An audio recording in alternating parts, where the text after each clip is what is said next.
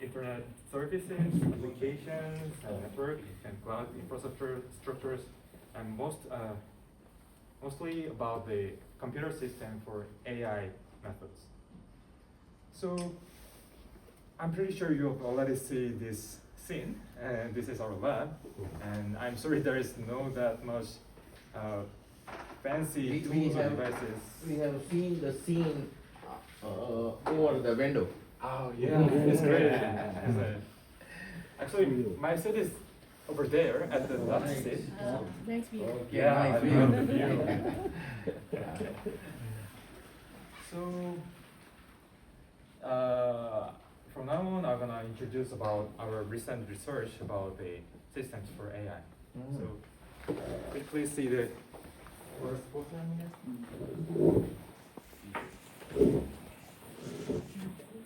So, these two works is about the systems for the AI, and the last one is published in the ICN of 2004, and it's about the how can we optimize the training of the MOE models in limited GPU. So the MOE model means the mixture of experts, which introduce a large number of the small expert models instead of the single large model. Because they only have to run the small expert model instead of the whole parameters, the computation cost is very low, even they actually use the large number of the parameters, which can achieve a high performance. However, one of the main challenges of this mixture of experts is the GPU memory. Since they have to unload all the experts on the GPU memory gonna be the limited bottleneck of the whole system. So what will be done is we offload the experts model to the CPU memories. And also, if in the case we can offload to the SSD, but for the main thing is we offload the parameters to the CPU memories, and also pipeline the GPU and the CPU so that we can utilize the CPU with the GPU at the same time to accelerate the training process. So we make the two designs for the accelerating the training process. The first one is pipelining. Since the offloading has two costs, the first one is the computation cost for record and optimization. And the second one is the communication cost, because we have to offload all the parameters from the GPU memory to the CPU memory, and also vice versa. So originally, they do all the forward, backward, and optimization at the one time, and then offload all the parameters. These two costs are additive at the first time. But however, since we want to shade this kind of the communication time, we pipeline them. So as you can see in the first figure, so as far as we finish the computation for the backward pass, we copy the gradient to the CPU memory at the same time, and the CPU do the optimization process. So by this pipelining, we can schedule the communication time, and also we can reduce the overall training cost for the training time for the ML models. And the second design is about the expert model placement. Before, since there was no offloading method, all the experts are located in the single GPU, located in the static on the GPU. And the problem of that design is, since they have to synchronize to each other, even one of the experts finish earlier, they have to wait until the other GPUs finish all the backwards process. However, and this imbalance caused by the nature of the gating network, which route the input tokens to all other experts, because some of the experts receive a lot of number of the tokens, or some of them receive only a few numbers of tokens. But since we can offload the experts to the CPU memory and also unload to the GPU memory, we can change the phase of the express model to the different GPUs. So we can figure out which experts have the large number of the GPUs, and we also know which has the less number of tokens for which experts. So we can balance them by the change the placement of the express model on the GPU. So finally, we can reduce this kind of, we can remove this kind of the bubbles, so that finally we can reduce the GPU idle times. So as a result, we can improve the training throughput up to 70.5 times compared with the original zero offload work, which was try to offload all the layers and all the parameters to the CPU memory.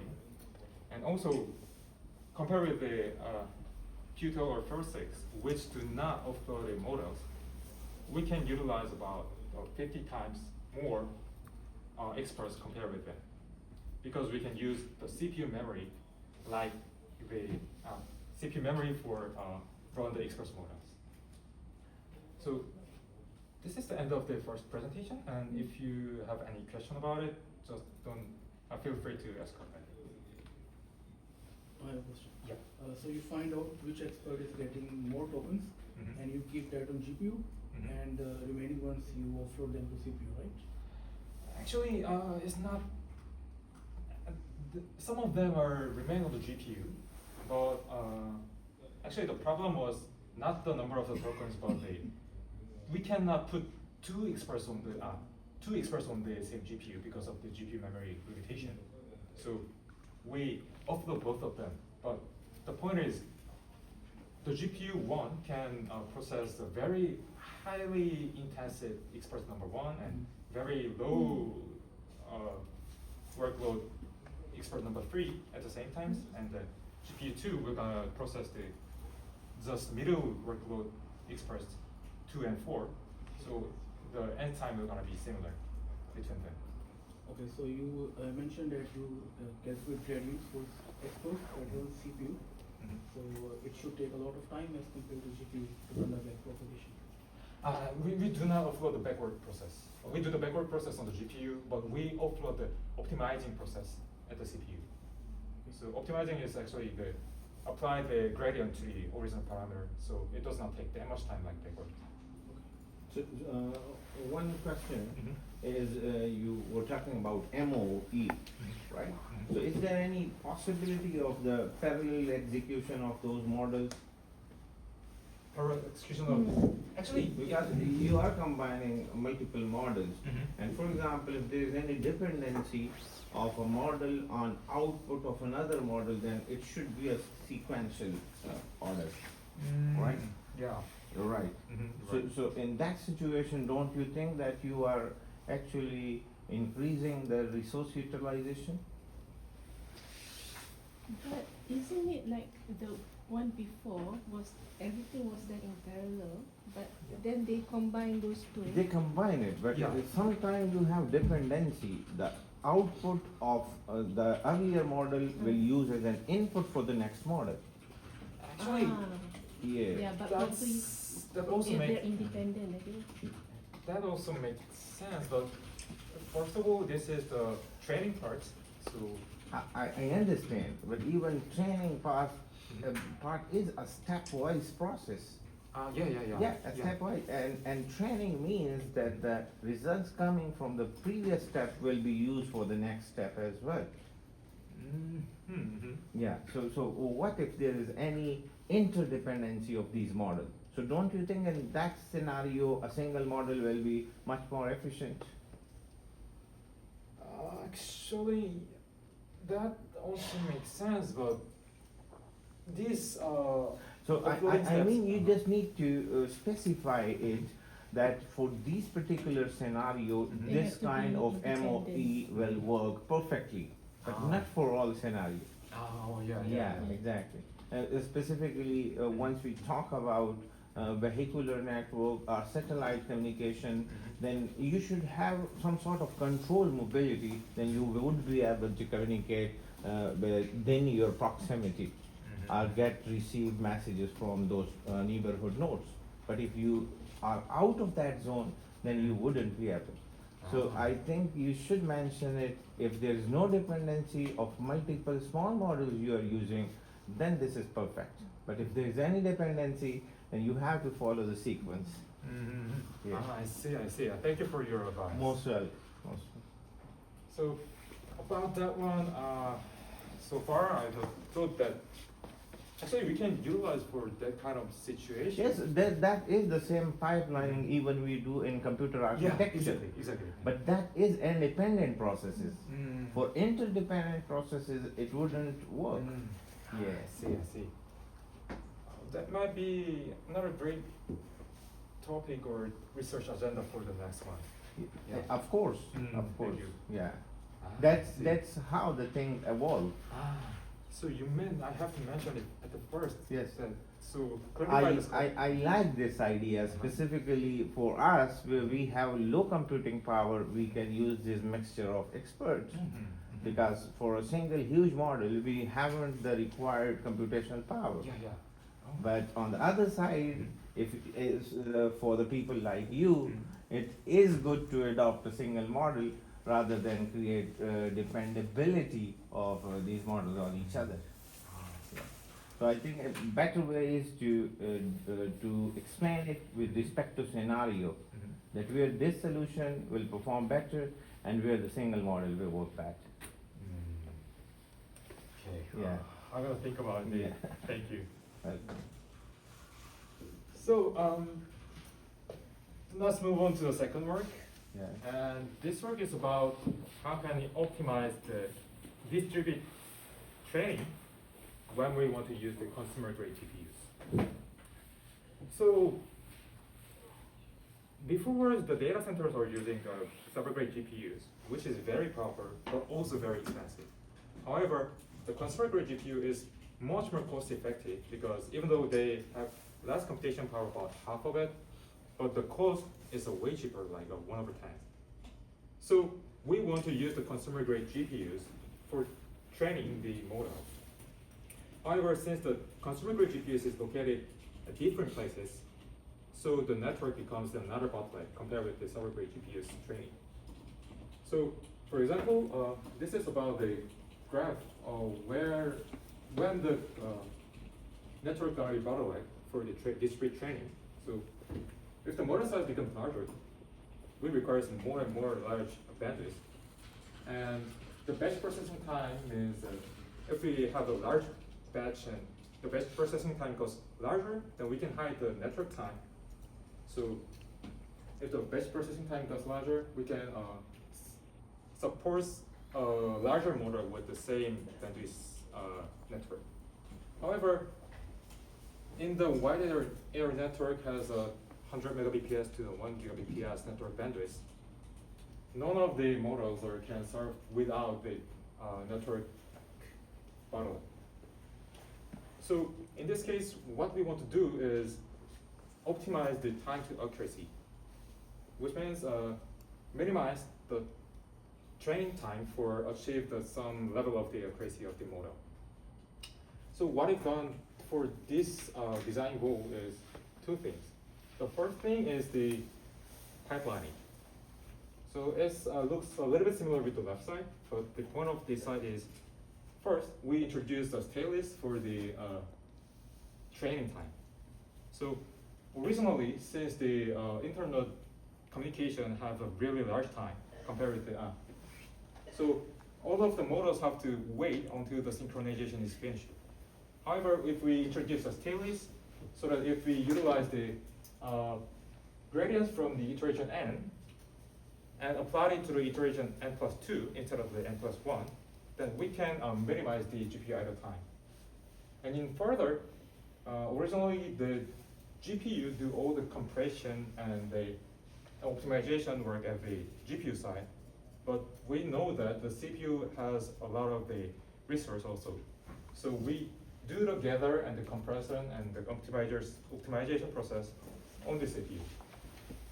So by carefully pipelining all the processes, we can remove the GPU idle time compared with the original works. And for the second one is we control the hyperparameters. The first parameter is the batch size, and the second parameter is the compression rate. So when we actually transmit the gradient to the another node, we first compress the gradient because the original gradient is really, really large. And we also know that only few parameters, few gradients can also achieve a very high effectiveness when we do training. But when we increase the rate of the compression, the pressure is going to be down. And on the other hand, if we increase the batch size, the computation time is going to be larger, so that we can hide a more large number of the more long network time, but the training efficiency goes down. So we profile all the sets for the batch size and the compression rate and the convergence time over those type of parameters. So we control those parameters at real time so that we can finally achieve the better TTA even when the network bandwidth is fluctuating. So as a result, this system called the Stella train can achieve 100 times faster than the existing compressed and uncompressed systems. And also, since we use the consumer grade GPU instead of the server grade GPU, we can save a lot of cost compared with the cloud systems. And also the training time can be less compared with the cloud system. So this is end of the second presentation, and if you have any questions, feel free to ask. When you say that you compress the gradient, what do you mean by that? The compression is actually when we compute the gradients, there are going to be a lot of the scalar values. Actually, it's not a scalar, it's a vector.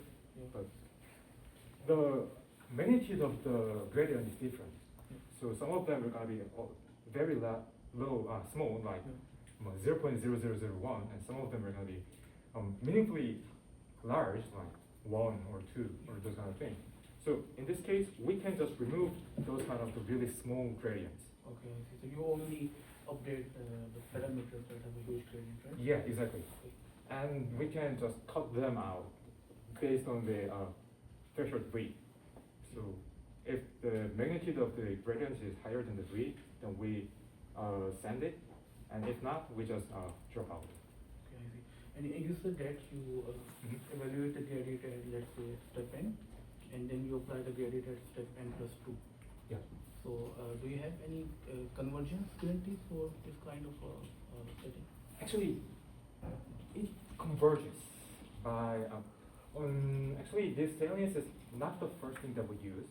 Another works also use this staleness, and it already shown that the staleness introduce slower the convergence, but we figure out that even the convergence speed slows, the single iteration time goes way faster than that. So the overall TTA is gonna be the faster compared with that. So that's like benefit. Yeah. Right. Thank you. Are there any more questions? Thank you. So this is the end of the presentation, and actually we have a server room over there, and there's nothing that much to see, but if you want to see, just go. Thank you.